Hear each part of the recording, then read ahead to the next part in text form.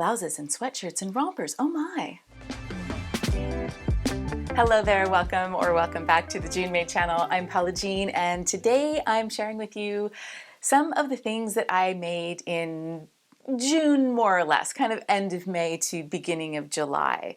My last video was a pattern review of the Sunrise Skirt by Jessie Lou's Closet, and I actually made a few other things during those kind of 4 to 5 weeks that have really become staples in my summer wardrobe so far. So even though they don't seem thematically linked, other than temporally, like during the month of June, more or less, all of these patterns have several options that I think make them kind of high value patterns. So let's dive right into the first one.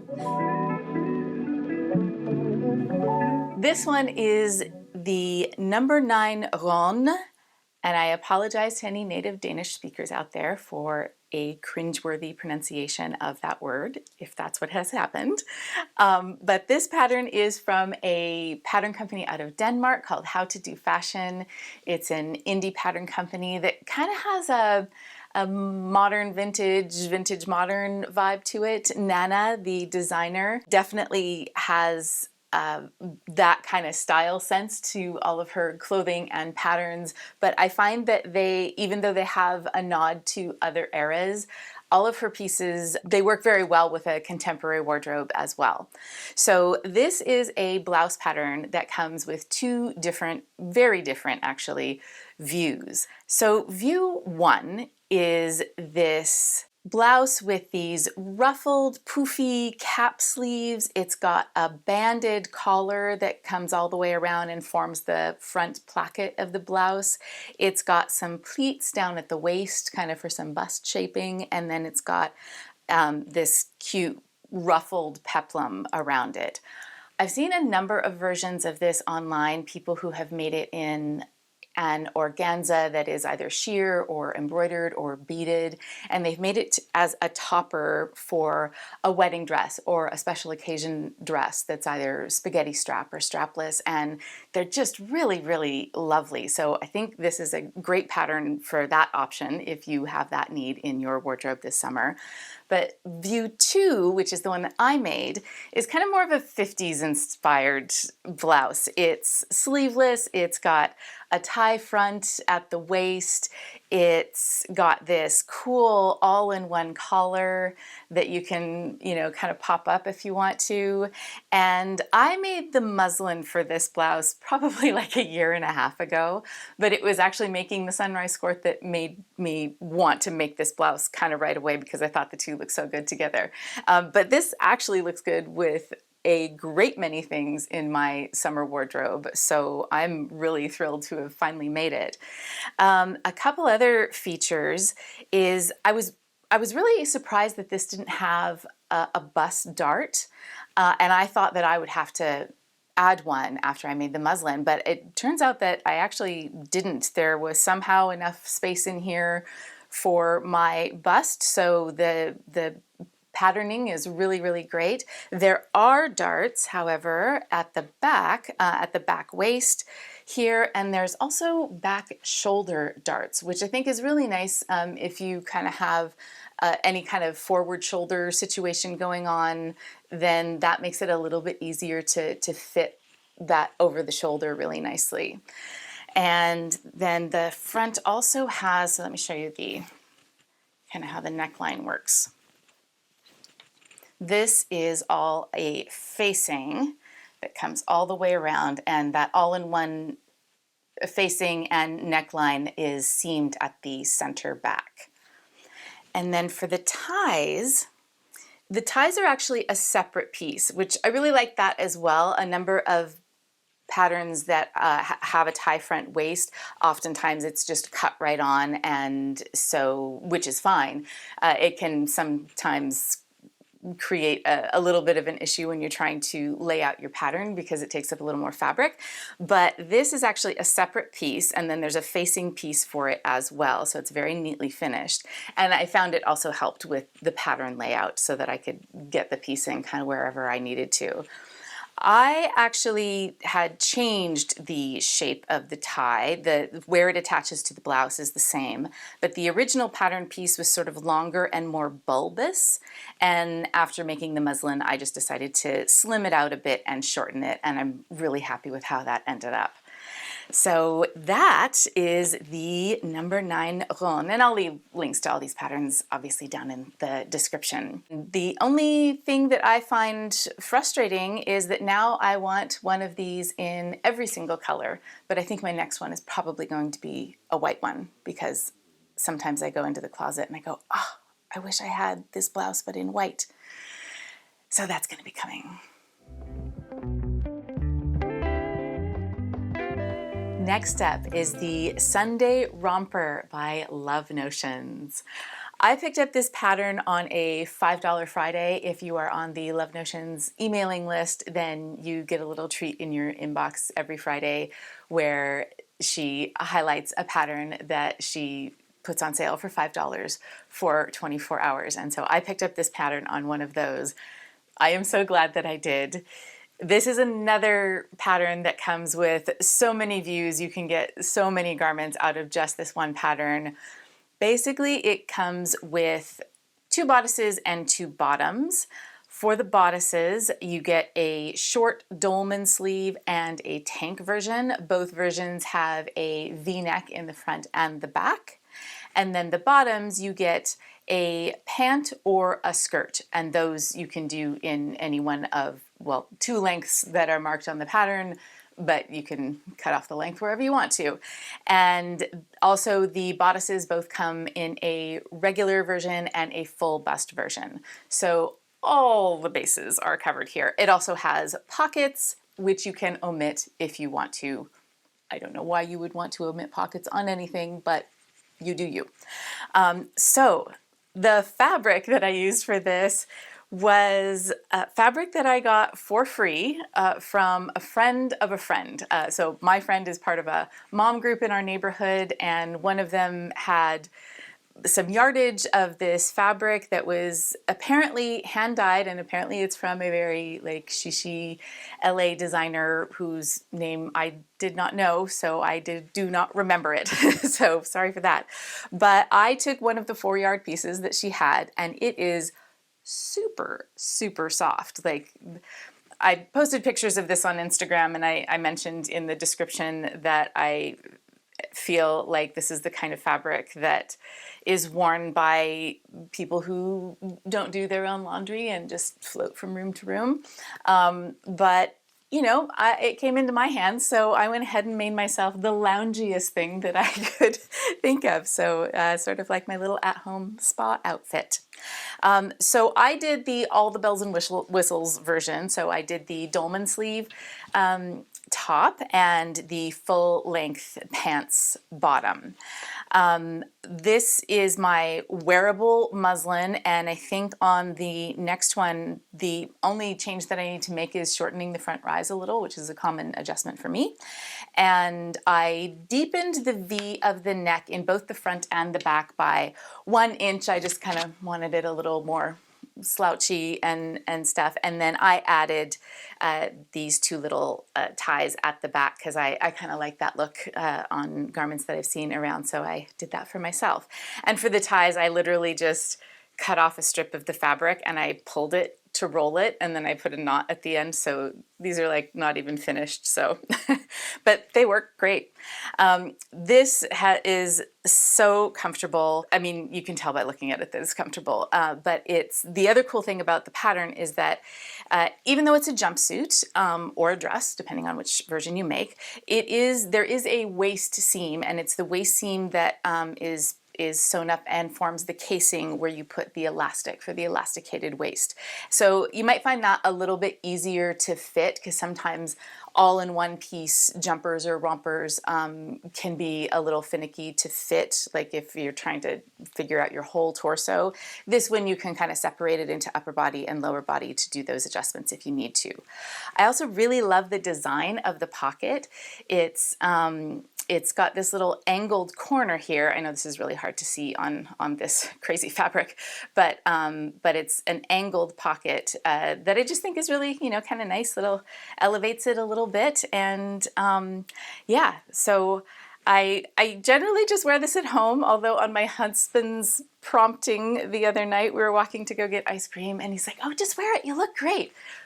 I did wear it. It was fine. I did feel like I was wearing my pajamas to go get ice cream, which made me feel like a university student in not a good way.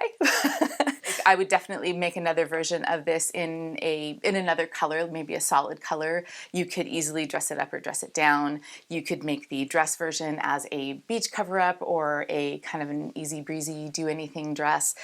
Lots and lots of options with this, so highly recommend this pattern. And yeah, if you come by some like crazy knit fabric, totally worth it to make it up in this. Sticking with the romper theme, next up is the Roving romper by Gracie Steele. Gracie is a relatively new independent pattern designer out of Melbourne, Australia. I got to be on the testing team for this pattern, and I'm so glad that I was, because I never knew that this was going to become such a go-to garment in my wardrobe. So this romper is a kind of a bodysuit that comes in technically two views, but really because you have some neckline options, it really kind of extends the value of this pattern, and I'll explain that to you here in a second. So I made view A, which is kind of a biker short length bodysuit with a spaghetti strap and a rounded neckline and a rounded back. For both of the views, you can choose the depth of the back scoop. So it can either be a little bit higher so that it would cover like a bra if you were wearing a bra with it, or the other one is much deeper and goes kind of closer down to the waist. And I mean, you could make the adjustment to make it kind of wherever you want, but it comes with those two options. The view B is a full length leg all the way to the ankle, and it has a higher neckline and wider strap. So again, gives you a little bit more support, or if you want to wear a bra with it. A number of the testers made these as sort of the kind of onesies that cyclists wear. You can tell I'm not a cyclist because I don't know the name of that garment, but a lot of them made versions that were for cycling. I think you could also probably fully line this and use it if you're like a stand-up paddleboard person. There's lots of things that you can wear this for. I find that I end up putting it on first thing in the morning, and it's great because I feel kind of hugged by it, but not in a constricting way. So if I haven't figured out what I'm wearing for the day, or if I haven't quite got my head around my workout and I'm not going right into like full-on workout gear, this is really nice to put on. When I went to my parents' house in June, this was a great thing to put on with just like a pair of shorts or a pair of sweatpants.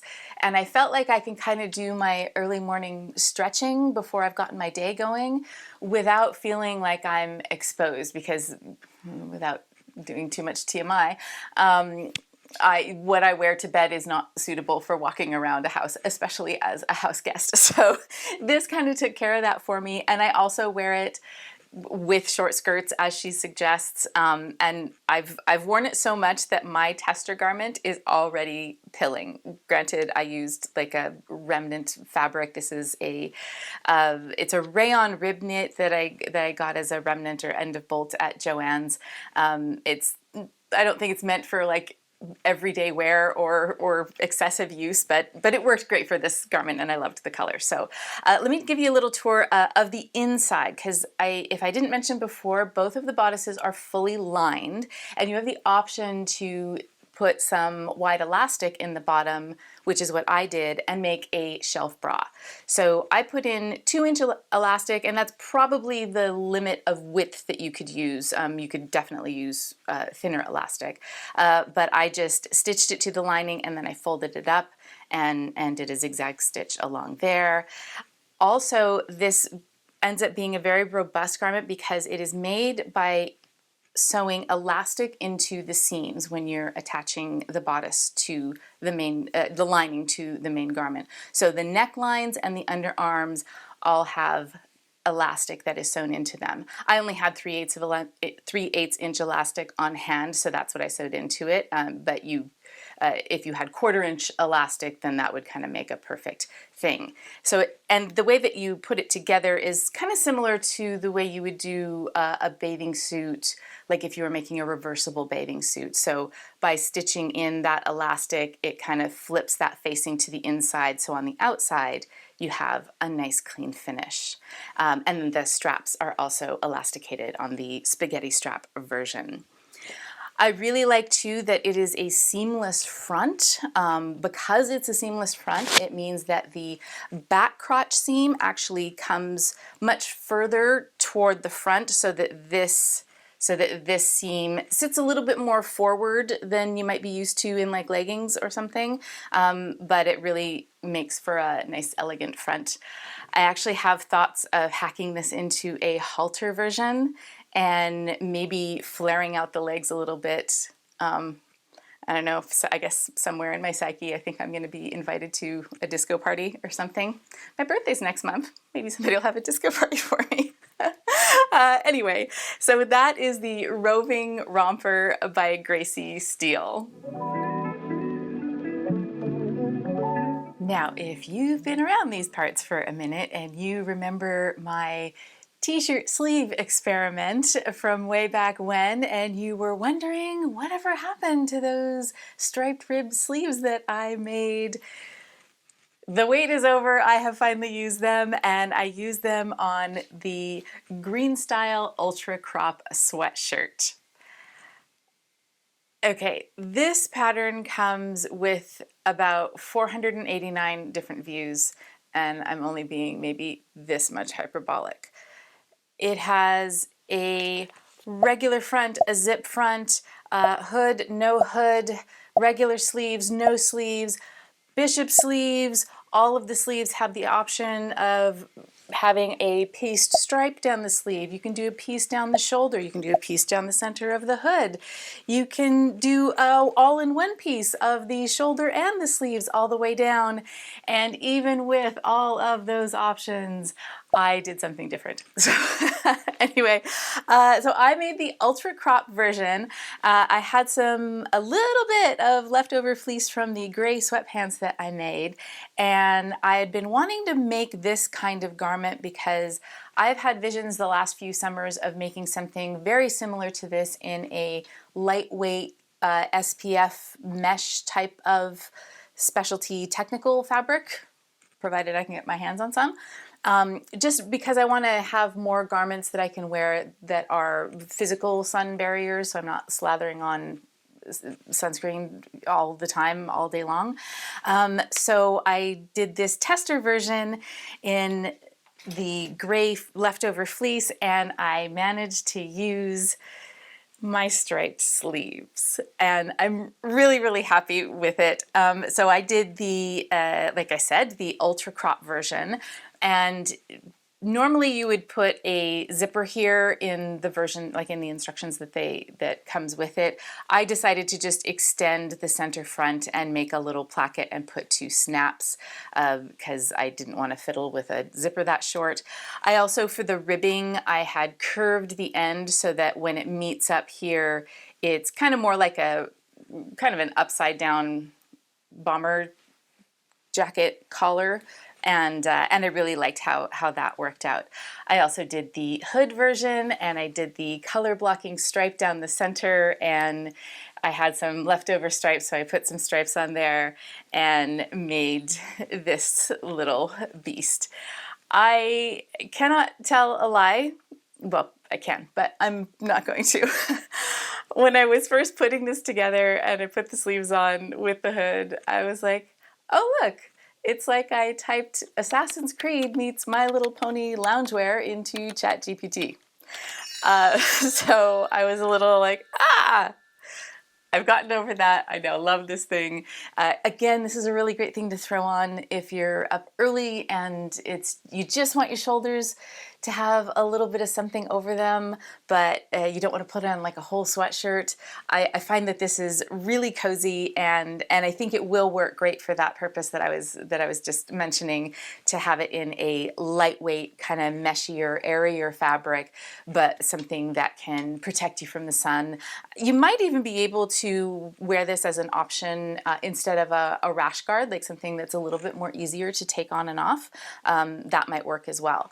For the sleeves, so obviously I had these long cuffs and I wanted to use them, so I cut on the line that is between the bishop sleeve option and the regular sleeve option. So this is sort of like a half bishop sleeve, and it comes a little further up my arm. But I do think that this was the perfect garment to put these cuffs on. So I'm really glad to have those off the shelf and on something that I can wear out in the world.